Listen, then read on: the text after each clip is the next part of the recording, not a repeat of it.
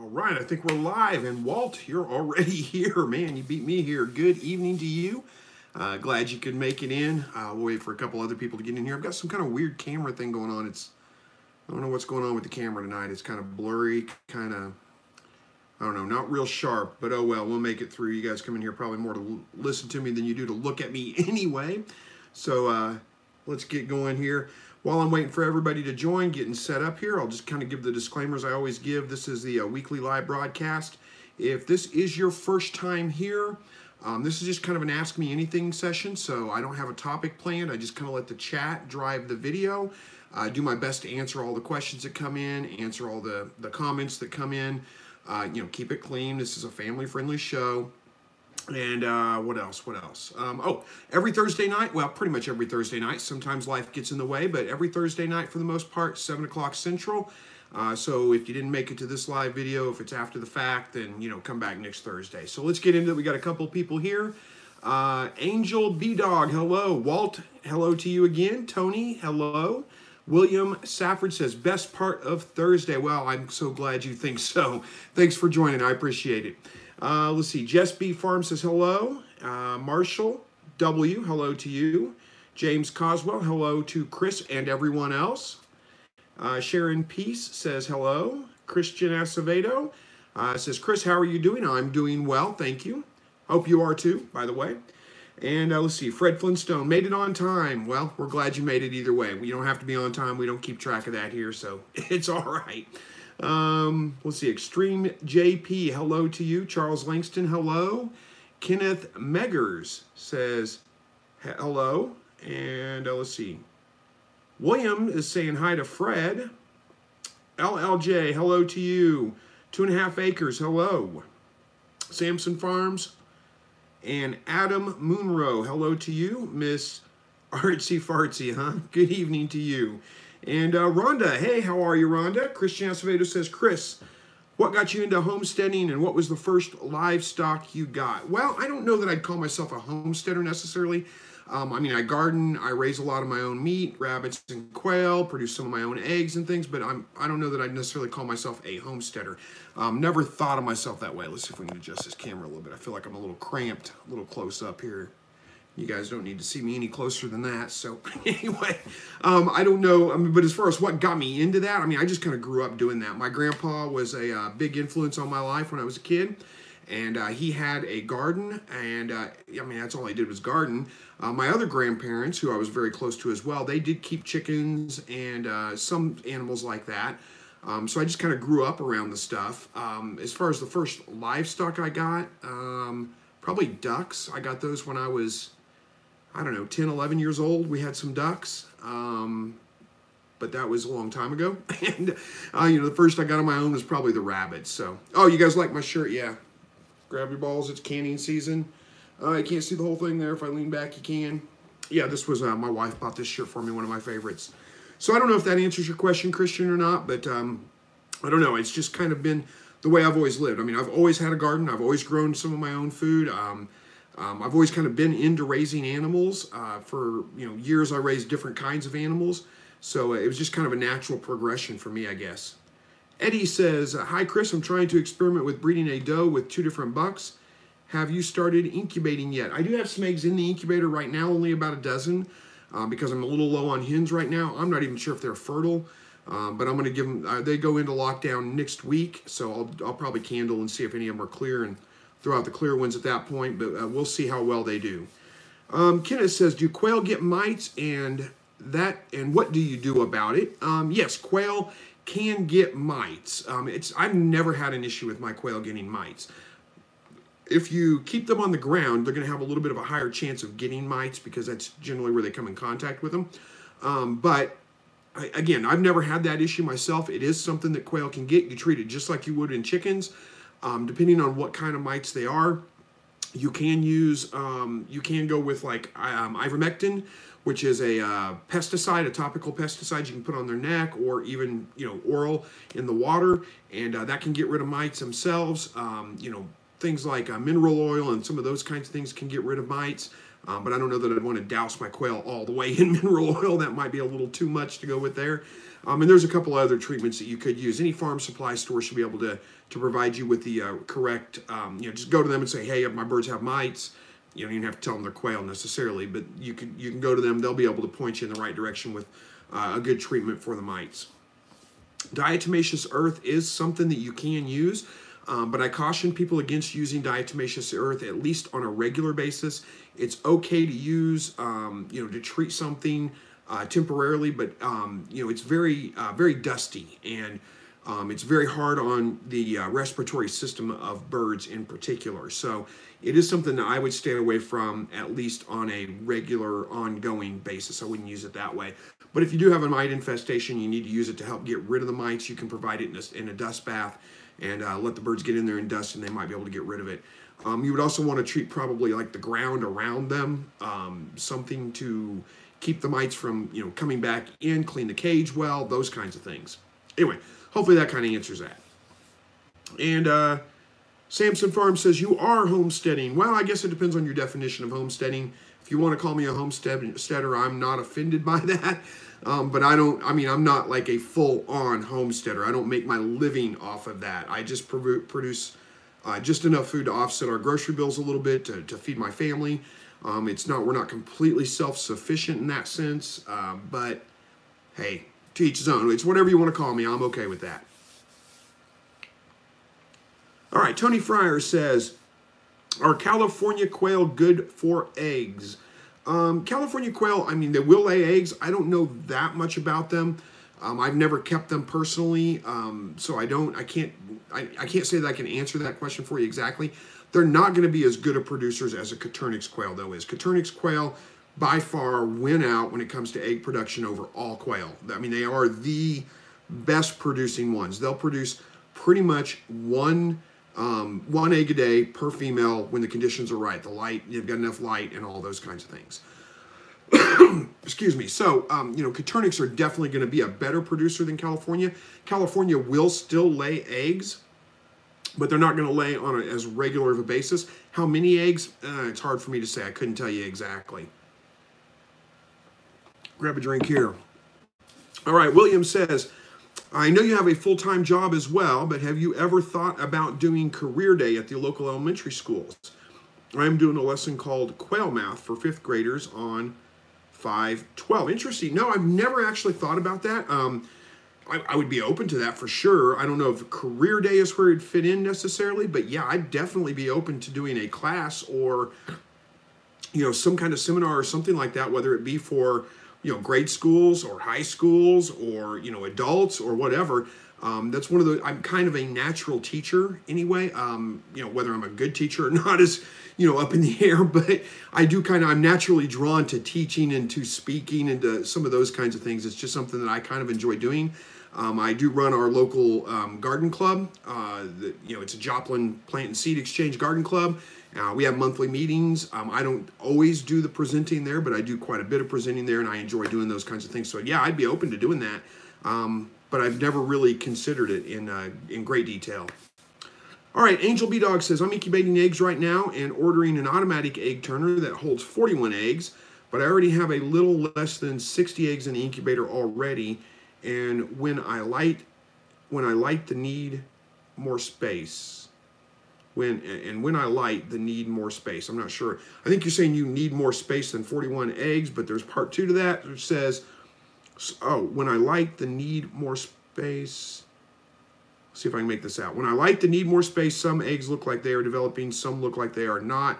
Should I throw those out to make room for the egg turner, or should I leave them in and give them a chance? Okay, I think this is making sense. When you candle them is what you're saying. When you light them, some of them look like they're developing, some of them look like they're not developing. If you've already started incubating, I don't even know if I'd mess with the egg turner. By the time it gets there, how much time are you going to be able to use it before it comes lockdown time? That's just my opinion. Just open the incubator up and roll the eggs around a couple of times a day. You'll be just fine with that. As far as candling the eggs, though, I typically don't candle my eggs. Sometimes I do. But I just do it right before lockdown. It's incredibly hard to candle quail eggs. It's just really hard to see through their shells. So what I do at lockdown is I get a very bright light.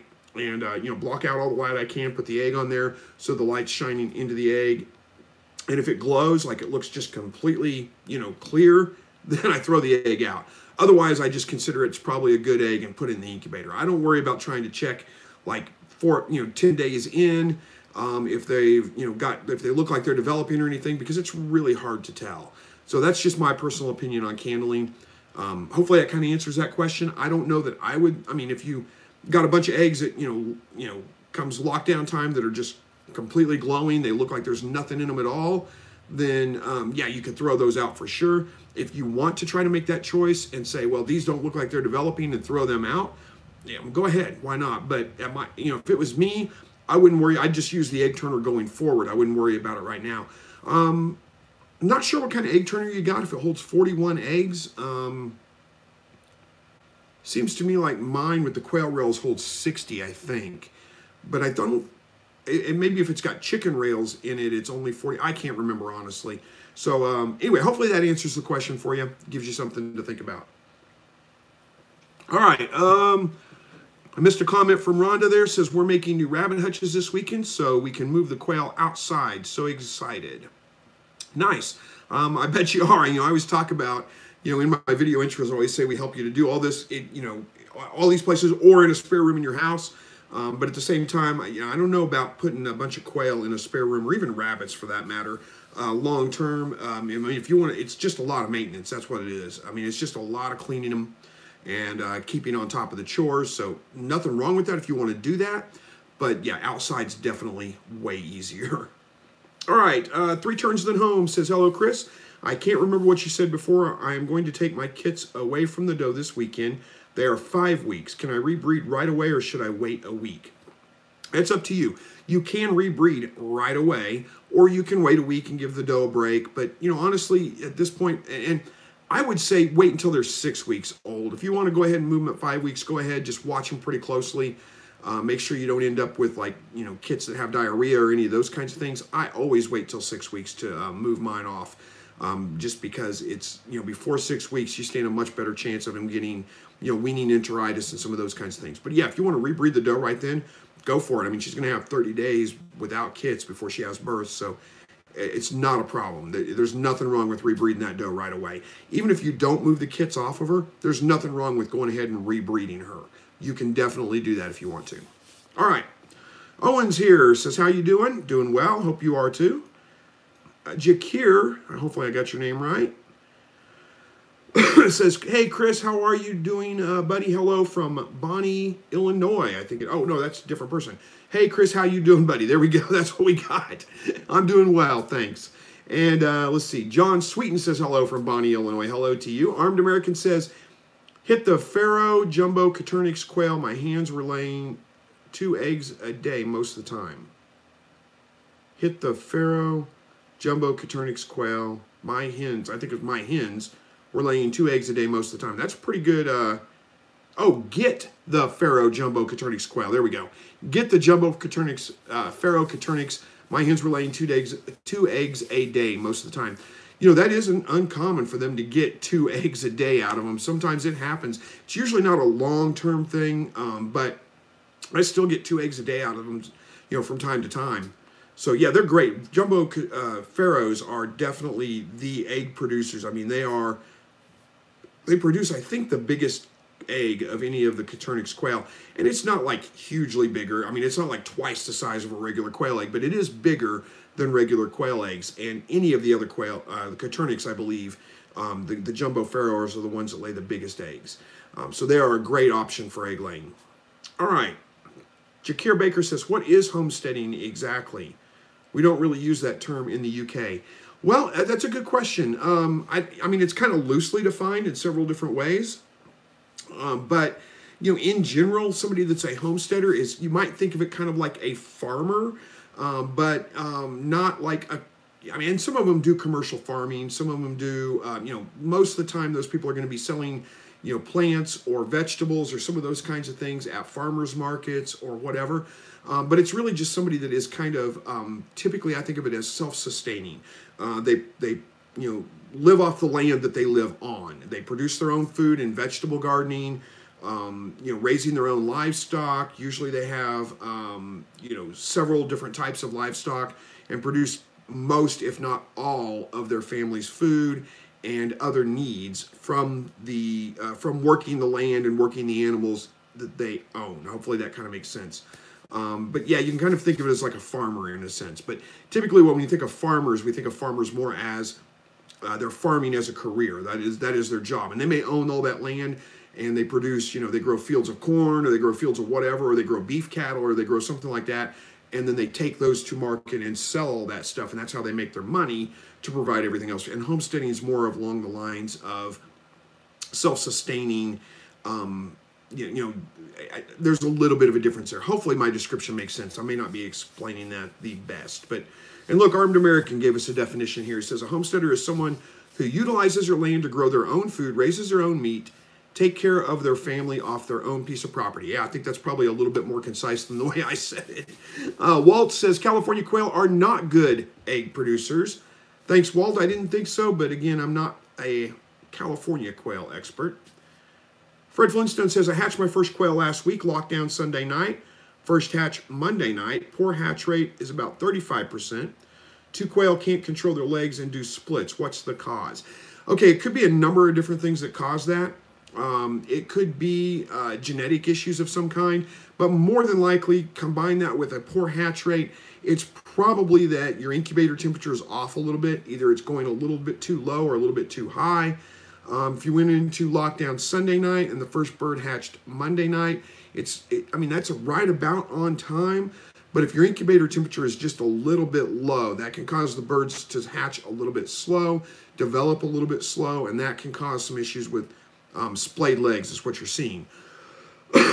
Generally, though, it's caused whenever a bird cannot get traction on the surface that they're trying to walk on. So if they developed this before they got out of the incubator, they may have hatched out and then they just couldn't get up and get traction on the floor of the incubator to learn to walk real quick, and that's how they end up with that. You can treat that. You can put them in like a shot glass, a piece of PVC pipe. I've used, I want to say, probably 3/4 inch PVC pipe and just cut it off about the height of a quail, and you can put them in there when that forces their legs underneath them, and you leave them in there for 12 hours or so, something like that. And sometimes that will fix it if you can find it quick enough. You can make leg braces for them out of band-aids or masking tape or pipe cleaner and all kinds of different things to hold their legs together and hold them underneath them. And sometimes that will fix the problem if you can catch it quick enough. Hopefully that kind of helps, but I would go back and verify, since you had a poor hatch rate combined with that, try to get a couple of calibrated thermometers. Make sure you calibrate them, make sure they're accurate, put them in there, and verify that your incubator is actually reading the right temperature. That would be the first thing that I would do on that. Hopefully that helps out. All right, where are we at here? Quite frankly, Jen, hello to you. Mark Khalil, I think I got that right. What says, sup, Chris? Hello to you. Armed American says, if your quail legs are messed up when they're born, it's called spade leg. Yeah, spade or splayed leg. There's a lot of different names for it. At that point, you might as well just call them. Sometimes that is the best option if you can't get them fixed. Let's see, Walt's got a suggestion here too. Says, Fred Flintstone legs got bent the wrong way in the shell. That can be the cause of it as well. And again, sometimes if you can catch them early enough and get them treated early enough, you can fix the problem. A lot of times you can't, and you may end up just having to, just go ahead and call the birds. All right, Rhonda says the quail are getting TNT rabbits, old hutches. The quail are getting TNT rabbits, old hutches. I'm guessing that's the name of one of your rabbits, but hey, nothing wrong with that. I would, if it's just a standard rabbit hutch, you're probably going to want to replace the floor. Most rabbit cage wire is like 1/2 inch, and that's a little big for quail to walk on, but you can replace it with hardware cloth, or you can even lay hardware cloth right over that existing rabbit cage, 1/4 inch or something like that, that gives them a little bit more surface area to walk on. All right, Michael Thorane, sorry, says tomorrow is lockdown day 11, Coturnix eggs. Well, good luck, I should say. I'm not going to congratulate you yet, don't want to jinx you. Good luck on your lockdown, I'm sure it's going to go well. All right, John Sweeten says, I've been trying to hatch my own eggs, not having any luck. Well, John, the biggest thing that impacts hatch rate is incubator temperature, and we kind of already talked about that. Get a couple of calibrated thermometers, make sure they're calibrated, make sure they're accurate. Throw them in your incubator and verify that it's reading the temperature correctly, the thermostat is reading the temperature correctly. That might help with your incubator. I did a whole series on incubating quail eggs. It's been a while back, but if you go back to my homepage, there's 4 videos, I think, and I think it's under a playlist called Incubating or Hatching Eggs or something like that. You can watch that through there, and it'll give you a bunch of tips on what you can do. Hopefully that kind of helps out. All right, Armed American, it's sad to have to kill baby birds, but it's the best way to keep genetics strong. It can be if that's a genetic issue, but again, I would think that if it's, combine that with a low hatch rate, 35% hatch rate with splayed legs, it's probably not genetics. It's probably more something to do with the incubator. My guess is, again, a little bit low temperature, and it may only be like a ½ degree low or something. That can make a little bit of an impact. All right, Janae, I think I got it right, says, hello from southern Minnesota, love the videos, ordered my first 60 quail eggs last week from Kansas City. I did mention your name. Well, thank you so much. I appreciate that, and I'm sure he does too. You got some good eggs, so good luck with your hatch. Samson Farm says, day 14 is normal quail lockdown, I thought. Yeah, you can go day 14 or day 15. I like to lock my down usually the morning of day 15. Sometimes I'll lock them down on day 14. It just kind of depends. They usually start hatching out about day 17 or 18. So, if you might go with day 14. There's nothing wrong with that. It's going to work just fine. All right, William Stafford says, splayed legs. They can be cured, but it's not 100% and may not be worth the work. Depends on your free time. Yep, that's true. And Fred says, I have a bully picking on one. Yeah, that's going to happen anytime you have a bird that is a little bit weaker, more lame compared to the other birds. They're going to gang up on it. They're going to pick on it. That's just the nature of them. They'll get over that usually, and they won't usually do a lot of permanent damage to them, but that is common, unfortunately. All right. Walt wants to know if anybody's using a quail tractor. I've kind of toyed with the idea of it, but I have never done it myself. We'll see if anybody else, as we're going through the comments that they've used one.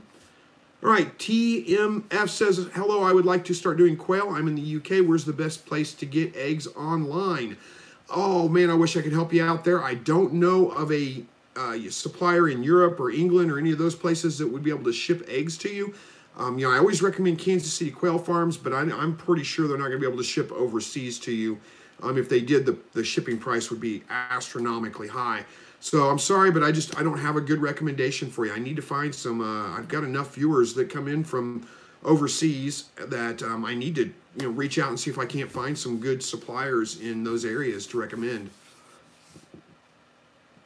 All right, Quail Valley Homestead says, can you use egg turner in a still air incubator? Yes, you can. Armed American's answering that too. Yes, you can use an egg turner in a still egg incubator. Yes, you can. Nope. I mean, yeah, you should. I mean, it's a good idea to use an egg turner in any incubator. You don't have to. You can definitely open them up and turn them by hand. But either way, whether you're using a still air or a forced air incubator, the process is the same. The eggs need to be turned daily, a couple of times a day, until you go into lockdown. All right.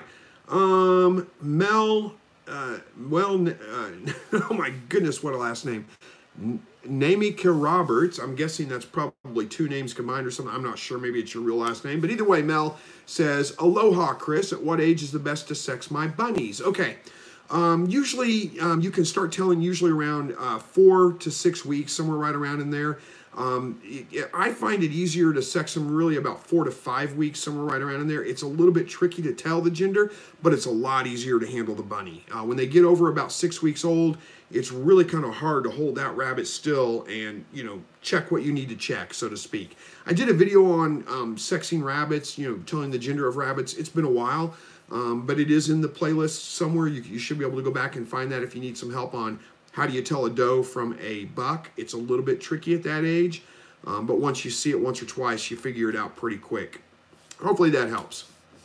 All right, TMF says, I'm after hatching eggs if there's some for sale. Thanks. Hopefully somebody in the comments can point you in the right direction. I know we have a couple of people from from England. They may be able to point you in the right direction with that. All right. Angel B Dog says they are chicken eggs with chicken rails, but you can also put quail rails that can hold 180, I believe. It's a Still Air Farm Innovations egg turner model 3200. Okay, I'm not exactly familiar with that one, but I'm sure it's just like any other egg turner. But yeah, if it's oh, you're hatching chicken eggs though, not quail eggs, and they're chicken rails. Okay, makes sense. I don't think my advice would change on that. I mean, if you've already started incubating, I don't think I would throw out any eggs just to make room for an egg turner. I think I would just finish incubating and then use the egg turner going forward. That would be my suggestion. All right. Rhonda says the main reason we're moving them outside is the smell. We had 15 eggs hatch and one didn't make it. When we added them to the flock, everything went fine. But now we've got 17 quail in our house. Yeah, 17 quail's a lot to keep in your house. I can imagine that it does start to build up a little bit. Like I said, keeping them in your house is a lot of maintenance. It's like daily cleaning. Much easier to keep them outside. All right, Mark says, got a new silver fox doe. We bought her pregnant. She is doing 2 weeks. Her appetite seemed to always be a bit lower than my other rabbits. Is it normal for pregnant does to slow down on eating? Every rabbit's a little bit different. Some of them definitely, I wouldn't say it's abnormal for them to slow down on eating a little bit. Usually, what I notice with mine is usually they pick up eating right before they give birth, but they don't seem to eat any more during pregnancy or any less. It's pretty close to the same amount. So she may just be a rabbit that just doesn't eat a lot of food. She may have a slower metabolism or whatever. May not have anything to do with her being pregnant. That's my best advice on that. All right, Jess B Farm says, hey Chris, they are saying that due to the floodings in Iowa and Nebraska, the food prices are going to skyrocket. Well, they may. Grab another drink here real quick. They may, and it's definitely going to have some impact on it. I'm sure how much, it's hard to say. Here's something you guys got to realize too, is that the news outlets, I mean, they're in it for sensationalism, and they tend to exaggerate things. Not that they're necessarily lying. Sometimes they do, for sure. But they tend to exaggerate things, and they tend to make it, it's always doom and gloom. It's always the worst case scenario. It's always, oh my gosh, this could cause all kinds of problems. I mean, remember Y2K? Global warming. We were all supposed to be dead by now when I was a kid. I mean, if we didn't get something fixed by now. It's always just, the extremes. And I'm not saying you shouldn't pay attention to any of that kind of stuff, but don't panic about it. There's been flooding my whole entire life. And, there's been all kinds of weather-related issues, all kinds of things that cause problems with the food supplies, and it's never really quite as bad as they make it out it's going to be. That's just my opinion on it. But yeah, there's a good chance you're going to see prices go up, especially things that are produced in those areas, corn, beef, some of those kinds of things. If corn prices go up, it's going to cause a lot of prices of everything else to go up because corn is so prominent in feed and fuel and all kinds of things. So yeah, there's a good chance you'll see some prices go up for sure. All right. Kenneth Megger says, is there something to put in quail's water for mites? Yeah, there are definitely some pesticides that you can use orally to put in their water or those kinds of things. I believe ivermectin is one of those. I mean, there's two different types of that. One's a topical and one's an oral, and I believe you can put it in the water. I don't use any of that stuff on mine. I've never found it necessary, but it is available to you. Jim's In Town Gardening says hello to us, everybody here. Hello to you. William Stafford says, Fred, I have 2 with splayed legs, and I put them in the incubator for an extra day, and they got stronger and were able to walk. Yeah, it happens from time to time. William Stafford says, I did not use the straw and string or any other intervention other than the water with a vitamin supplement. It's not always a death sentence, but more severe splayed legs need intervention. Yep, that's a good suggestion there, William. And good, vitamin E is what you'd want to be adding to their water if they have splayed leg issues, because it can be caused by that. It's unlikely when they first hatch, but it's a possibility. So that will help them.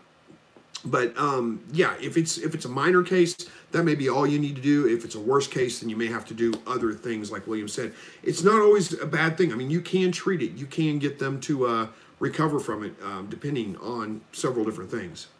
All right. Jacob says, can you explain why rabbits sometimes eat their young? I found a friend having real problems with their first doe.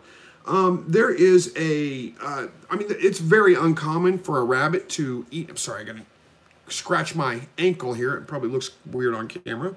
But there is it's very rare for a rabbit to eat their young. But it does happen from time to time. As far as why, there can be a number of different reasons that cause that.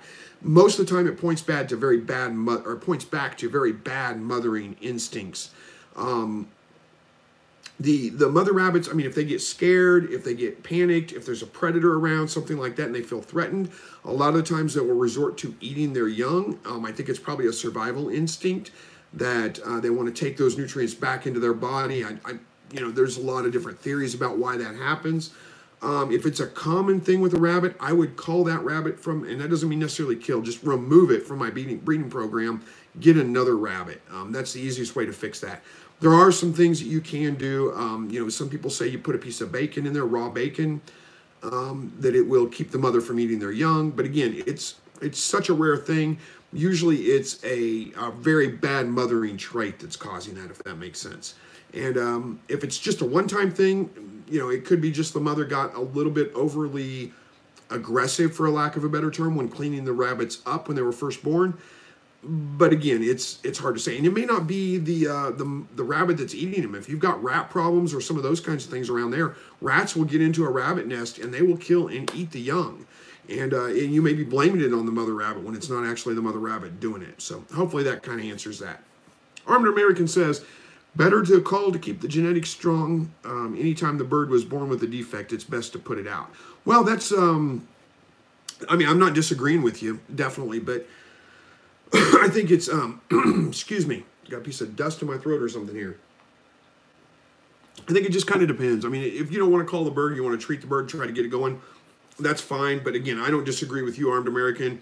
If you're looking for strong genetics, then you want to call hard, and that means you want to call any bird that's born with a defect, any of those kinds of things, just call it out. Remove it from your breeding program so you don't pass those genetics on.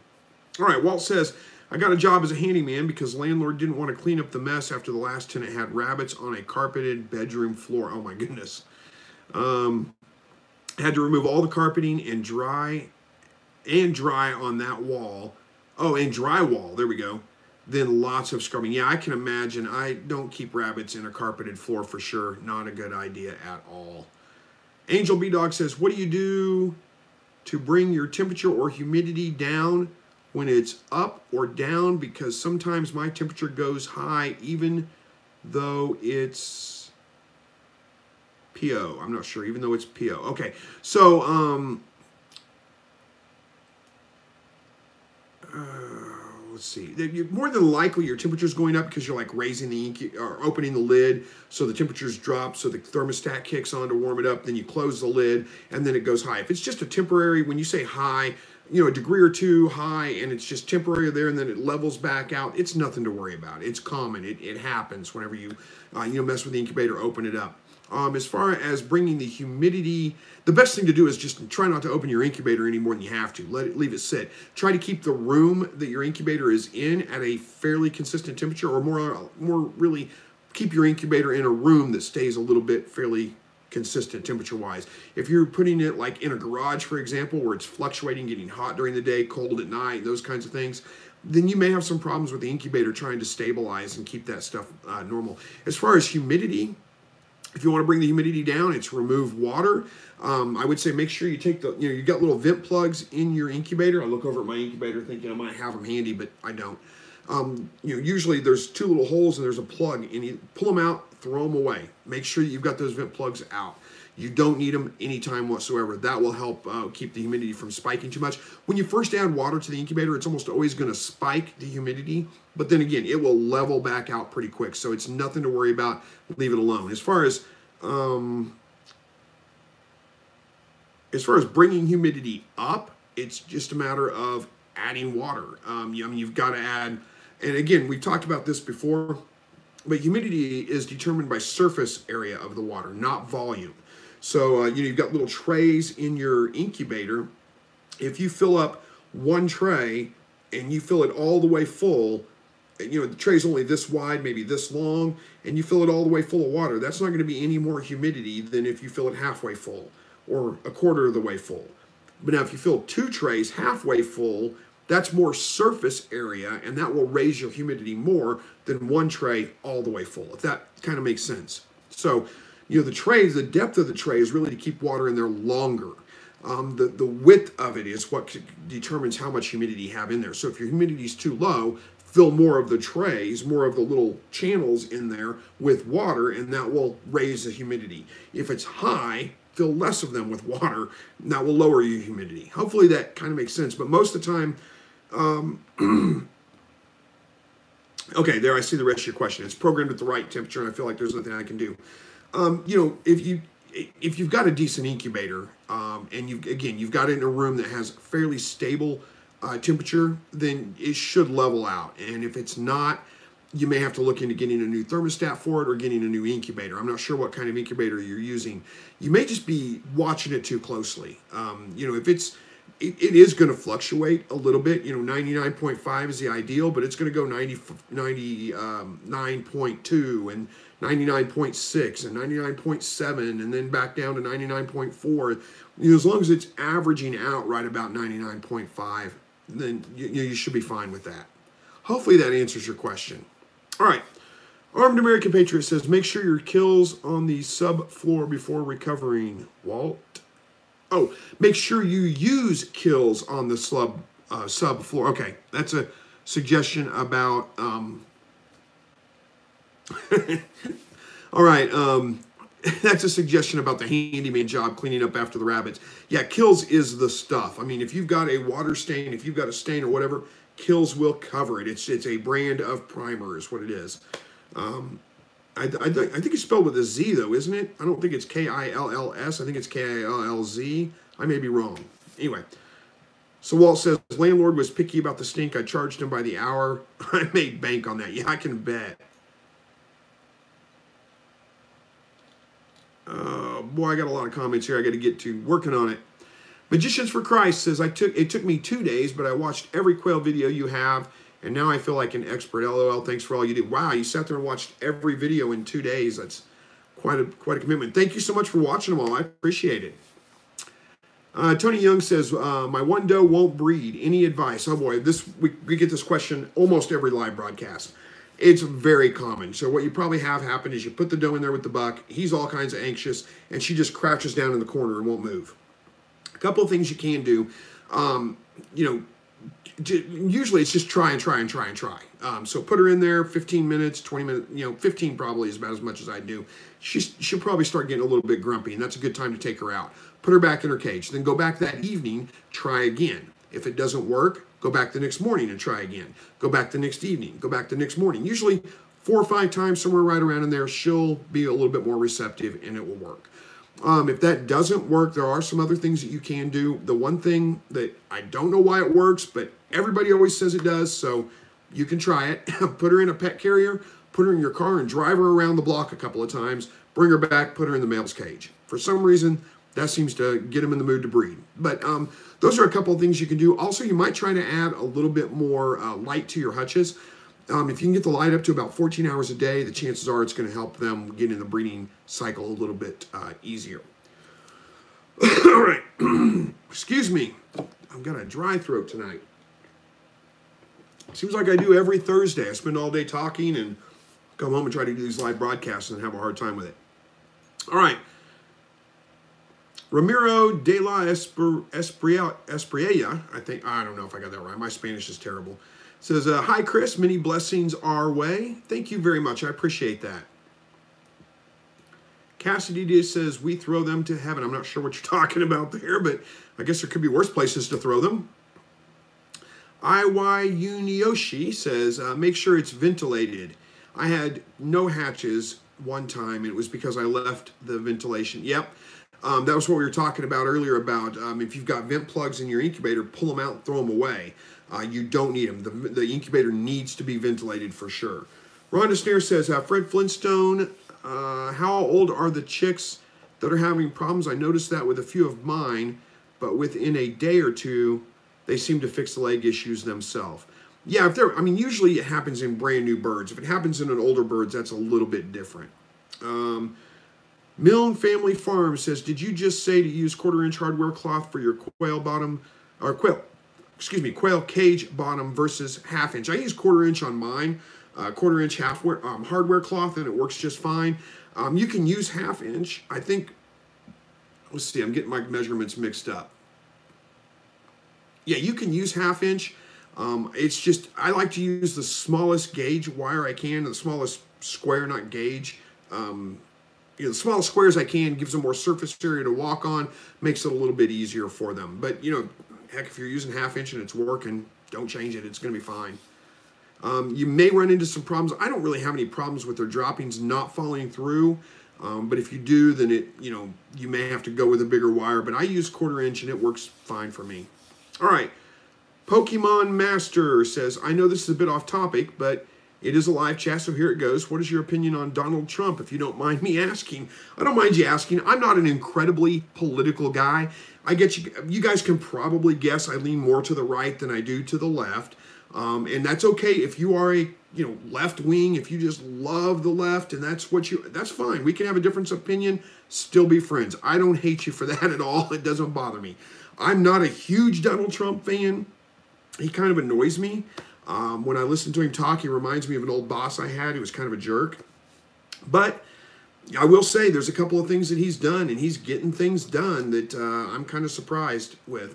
I'm not like he's the best guy ever, but I don't hate him. I don't, one thing I will say is I'm very surprised. I mean, there seems to be just widespread hate for him that, it's in the media, it's in all the TV shows, everything is just hate Donald Trump, take everything he does out of context. And you saw it a little bit with Obama as well. I wasn't a huge Obama fan either because, well, him and I disagreed on a lot of things just at the core level, but I gave him credit where credit was due when he did some things that were right. And you saw it with him too, but it seems to be way worse with Trump. But anyway, that's just my opinion on it.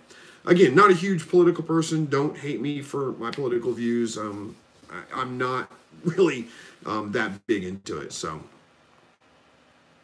Fred Flintstone says, Rhonda, just 2 days old. I called one because it was so bad, but the other is managing. Yeah, give him some time. All right, IY Unioshi says, how do you eat your eggs? I eat them all kinds of different ways. If I'm just eating just eggs, I usually eat them fried, like over easy type. And that would be like with quail eggs, I put like 4 or 5 of them in a bowl and then pour the whole thing in there. So it's like one egg with multiple yolks. Flip it over, fry it like you would a fried egg. I do a lot of what are they called? Omelets. There we go. A lot of omelets with them. They make great omelets. I find that about as easy to do as scrambled eggs. So I'll, especially in the summertime when I've got fresh herbs and all that kind of stuff to throw in with it, I'll do a lot of omelets. Those are a couple of my,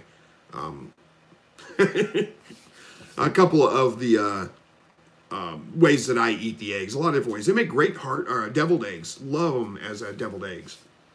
All right, Mr. Fubo says, hello from Georgia. Hello to you.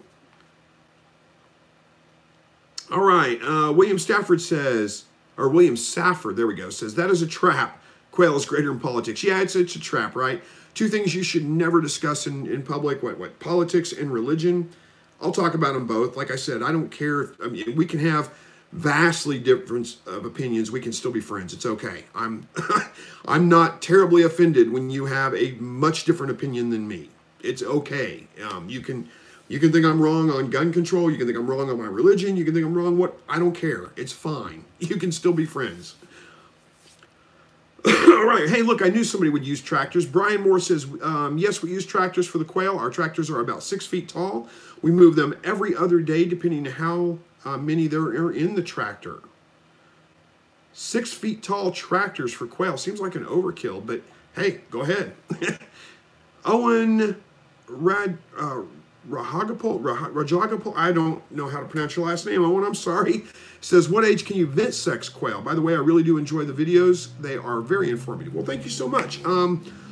You can vent sex quail at about 8 weeks old, but let me kind of put a disclaimer in there. They have to be in the breeding season. And I always say the breeding season because I don't know what else to call it. But, they could be 8 weeks old, but if there's only, 6 hours of daylight, they're not going to be crowing, they're not going to be laying eggs. And that has to be happening. They have to be crowing and laying eggs in order to vent sex them. The males don't produce foam unless they are in the breeding season and they're crowing. Hopefully that makes sense.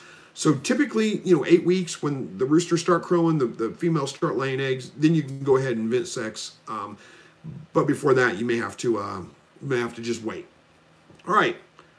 Pokemon Monster says, I got my eggs from ebay.co.uk, mate. There we go. I knew somebody would give you a suggestion in the UK. Quack Goes the Duck says, long time no see, Chris. Missed you. How's your wife doing after the surgery? I hope everything is well. Well, thank you so much. Yeah, she's doing very well, actually. The surgery's over. Her radiation treatment is over. She's on a hormone blocker right now. She has some follow-up doctor visits and things like that. But so far, everything's looking pretty good. She's recovered very, very well. Thank you so much for all the prayers for that. I appreciate that. All right. Let's see. Wes Koppel says, I bred 2 does the same day. One had her babies on day 30, the other on day 38. Wow, 38's a long time. Is this normal? They seem to be fine. It's not incredibly abnormal, but it's not, I wouldn't say it's normal. 30 days is pretty normal. 38's a long time to go. Most does will have their babies between day 30 to 35. Most of mine, almost all of them, it's almost always spot on day 30. But 38 isn't unheard of. And I wouldn't worry about it. It's fine. Keep a record of that so that you can remember to see if it happens again next time. You don't panic whenever she hadn't had her babies by day 30. But still, don't just count on her being day 38 every single time. Make sure that you prepare and have the nest box in there on day 30 just in case. All right, Pokemon Master says, I can hit you up with a good supplier if you would like, TMF. So there we go. I knew somebody would help out. All right. Ed Rolf says, how long to wait before moving quail chicks to the brooder? Is 48 hours too long? Don't want to hurt the unhatched eggs. No, 48 hours is not too long. They can go up to 72 hours before you really need to worry about getting them out of the incubator. But that is pushing it a little bit. So 48 hours is actually a really good time frame. Just, do your best to kind of look inside the incubator without opening it through the windows if you can see through them. And make sure all the quail that have hatched are all fluffy and dry. And try to kind of peek around and make sure there aren't any that have, it's going to be hard to tell. But just do your best. That haven't pipped their shell but haven't hatched yet. Those are the ones that would be hurt by opening the incubator up. If they haven't pipped the shell yet, then it's fine to open the incubator and move them out. And when you do open it, try to open it, grab a handful, keep it closed while you're moving the others to the brooder. Don't just sling the door open and leave it wide open for 10, 15, 20 minutes, while you're messing around in there. Just be as quick as you can. That's my suggestion. All right. Walt says, just had to pause the chat watching Police Pursuit near me. Yeah, it's hard to take your eyes off of Police Pursuit when you see it, for sure. Yep, Armed American says the same thing. 24 to 72 hours in the incubator is fine. Rhonda Snare says, I'm going to have to check the wire on the bottom of the rabbit cage because I'm not sure what size it is. Thanks for the heads up. I didn't think about that. Well, you'll know pretty quick. I mean, you put the birds in there and they'll start having a hard time walking around. You'll figure it out pretty quick. But yeah, it's a good idea to go ahead and replace that floor if you can. All right. Mary Garrett says, hello from Indiana regarding rabbits. If a doe won't stand a buck to get her bred, what are the ways to get her bred, or is she done? If she won't stand a buck. Yeah, I don't know if you were here when we answered it. I'm way behind on chat, so you may or may not have heard my question. I mean, that's a common question we get. When you say she won't stand a buck, I think what you're meaning is she won't lift for the buck. She won't get into the breeding position and let the buck breed her. Very, very common. Usually, again, just trying it again, morning, 15 minutes, take her out if she won't breed, put her back in the night, put her back in the next morning, put her back in the next night, put her back in the next morning, 4 or 5 times, something like that. That usually fixes the problem. If it doesn't, you know, the thing that people always recommend that say that it works great, I don't know why, it makes no sense to me.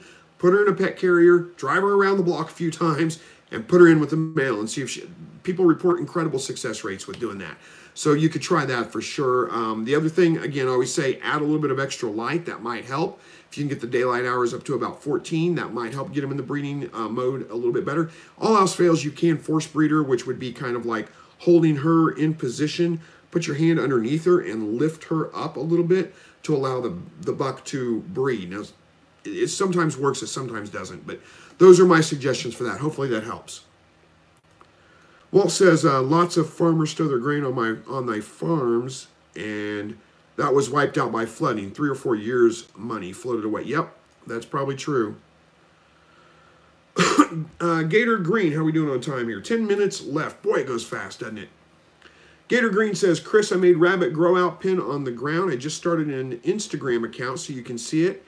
It's Green Acres NC. I have 31 rabbits total now, thanks to you. Well, awesome. I'm glad to hear that. And good luck with your Instagram account. I don't count on me getting on there. No offense. I'm just not into Instagram, really. I've got it downloaded, but I haven't ever used it. I may or may not. I guess that just shows my age. I'm sounding like the old guy now that I don't get onto this new technology. I never figured out Instagram, really understood it much. And I'm so bad about even posting to Facebook that I don't know that I need to get into it anymore. Who knows? Maybe I will. But if you're in the Facebook group, definitely share some pictures of it. All right. Unioshi says, how often do you shave your head and what shaver do you use? Wow, off topic, but hey, interesting question. I shave my head usually about every other day. I don't shave my face, but about every other day too. I shave. I use, as far as the shaver, oh, look at that. Fred Flintstone gave me a $4.99 super chat, says, thanks for sharing, Chris. Have a good weekend. I got some hutches to build. Well, thank you so much, Fred. I appreciate that. And I hope that you have a great weekend as well. Good luck with your hutches. And thank you for the super chat. I appreciate that as well. All right, so what I use to shave my head with, I use Dollar Shave Club razors. They're cheap. They're basically, what is it? I think it's Dorco blades is the one. They're cheap razors. They work just great. I also use, right now I'm using shave soap, like a brush and a puck shave soap that I bought from the farmer's market, actually, like a local family that makes their own soap, and it's working pretty well. If I don't have shave soap, then I use Cremo shave cream, which is like in a tube concentrated shave cream. It works pretty well too. All right. Fred Flintstone says, how much apple cider vinegar in their water? I'm not sure if you're still here or not, Fred, but if you are, I don't actually put any apple cider vinegar in my water for any of my animals. If you're going to, I'm just a glug in like a 5-gallon bucket. I mean, it doesn't matter. You don't have to measure it out, but don't go overboard with it. You don't want like, a cup and a half, a couple tablespoons to a gallon, maybe a tablespoon to a gallon of water. Art American says a teaspoon per gallon of water. That's probably not a tablespoon even a tablespoon to a gallon of water would be fine. All right. William says, Fred, I use poly 6 sol, or wait, what is that? Poly V sol in the water for splayed legs. Is that poly V or poly 11? I'm not sure what that is, actually. I'm not familiar with that. All right, William Stafford says, it is, oh my goodness, I just scrolled way down. Okay. It is in the infant section of the pharmacy. Okay, good suggestion. Thank you for that, William. I appreciate that. Robert Smith says, how high have you seen your temp in your incubator get and still have a successful hatch? I don't think I've seen it get much over 100. It usually stays pretty consistent. I would worry if it gets much over about 101, 102 degrees, especially if it stays there for very long. You're probably not going to have a very good hatch out of it. All right, William Safford says that's the vitamins that he uses, okay. Jody Kate says, I have a New Zealand doe that I have attempted to breed twice, and both times my buck has fell off 2 to 3 times, but neither time she's actually had her babies. What should I do? I would say get a new rabbit. It sounds like, well, it depends. What time of year did you do it? Some of those kinds of things. If it was summertime and it was really, really hot, then there's a good chance that your buck could have been sterile, at least temporarily. It's very common for bucks when it gets over about 85 degrees Fahrenheit for them to go sterile for a little while. So you may be able to try again. If you were trying in the fall and those conditions were right, it wasn't that hot or any of those kinds of things, you may need to get a new buck or a new doe, one or the other. If you've got somebody that can, you can test that buck out on another doe to guarantee it's not the buck, that would be the way to go. You might also be able to find somebody that will, maybe do stud service with a buck to test out that doe to see if it's the doe. Unfortunately, it's no way for me to really be able to know for sure which one it is that causes it. All right, Walt, yep, talking about the Kills paint. You use 3 coats of it. I guess it's primer, it's not really paint. Robert Smith says, temp sensor fell through the timer into the water, so thought temp was low, and they got the temp to 114, not sure for how long. Boy, I'm sorry to hear that, man. That's tough. 114 is pretty high. It's probably going to cook your eggs if it stayed there very long. But, I mean, all you can do at this point is just try. Just wait and see. See how well it does. Mark says, check to see if your doe is not a buck. That's not a bad suggestion. It's happened before. I would be surprised to see a fall off, if that was the case. But, it could happen. All right. Walt says, Kills is made in Missouri. They had test samples under the roof of the loading dock, and we, the drivers, were told to leave our engines running as a smog pollution testing. Interesting. I didn't know that. Huh. Well, lots of good things are made in Missouri. Maybe a little partial to that. All right. Mine Family Farm says, all your videos say to use 1/2-inch wire because droppings don't fall through. Maybe I'm getting my measurements mixed up. You know what, guys? I may be telling you 1/4 inch when I mean 1/2 inch. I get so bad with numbers. That may be the case. I'm trying to think now. I think it is 1/2 inch. Now that you mention it, I'm sorry about that. How embarrassing. It is 1/2 inch wire that I'm using. 1/2 inch hardware cloth. 1/4 inch is a little bit small. Yeah, the droppings may not go through 1/4 inch, and 1/2 inch hardware cloth works well. Sorry about that. Rabbit cages are usually 1 inch by 1/2 inch flooring, so they're a little bit bigger. Goodness, I'm sorry about that, guys.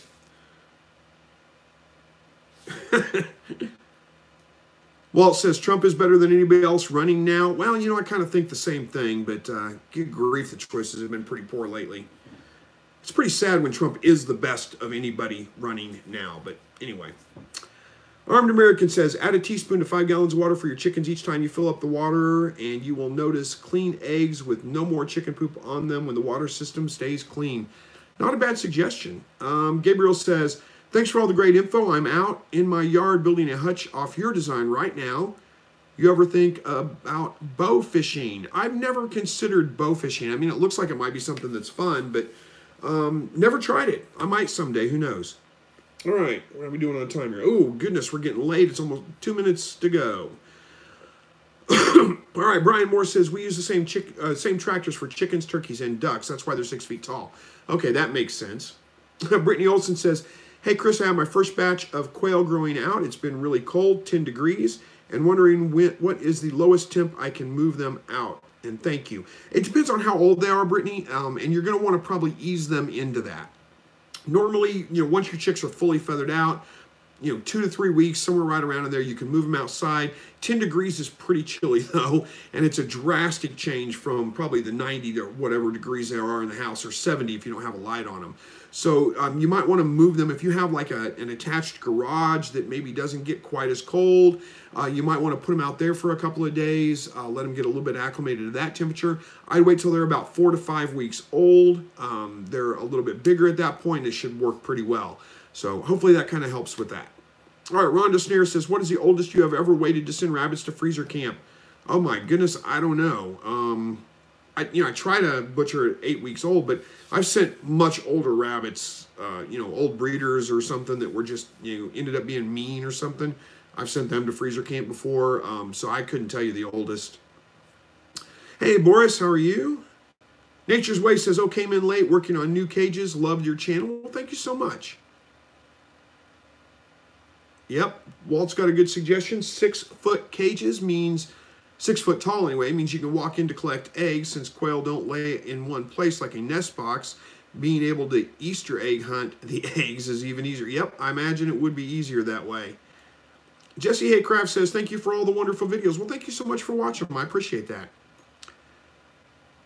All right, Owen, hard last name, sorry, says, would you recommend a quail tractor or permanent quail hutch, and should I create some sort of run for them? It's up to you, man. Whatever you want to do, you do it. I'm not going to say one way is absolutely better than the other. You know, a quail tractor, again, if you got them on the ground in a quail tractor, especially if it's a smaller one, you're going to have to move it pretty frequently. Otherwise, the droppings are going to build up and it's going to become a nasty mess really, really quick. You know, for me, the convenience of a permanent hutch is much easier. If you want to build a run for them, build a run for them. I don't find it necessary, but, you know, again, it's whatever you want to do. I can't tell you, I mean, it's just whatever your goals are. Just realize, again, if you've got them with access to the ground, you're going to need some way to get to that ground to clean it up, because it's going to get nasty really quick if you just leave them in one spot on the ground. All right. Michelle R. says, hi, Chris. Greetings. How long do we have to wait for lights to come on the market? Any idea? Well, the light, it depends on the Kickstarter, if I get funded or not. You know, the Kickstarter went live last week, so it's been a little over a week. It's going a little slow right now. We don't have a whole lot of interest in it. But hopefully it gets funded. We get the batch order in. If it gets, it's going to run for 30 days, so we've got 25 more days to go on that. If it gets funded, then I'll place the bulk order. Should get to me, and I should be able to ship those out somewhere around September, October. That's kind of the time frame I'm looking at being able to get them out to you guys. But if it doesn't get funded, then I don't have any way to place the bulk order. Nobody gets a light. Nobody gets charged either. But unfortunately, that's where we're at. So, all right. So, guys, I got to start wrapping this up. Somebody said wait. No, they said Walt. Walt, LOL. I missed a few of those. Just kind of scanning through, seeing if there's anything here. All right. I could sit here and answer comments all night long, interact with you guys. Thank you so much every week for coming back here, interacting with me. I appreciate that. And thank you for watching the videos, all those things.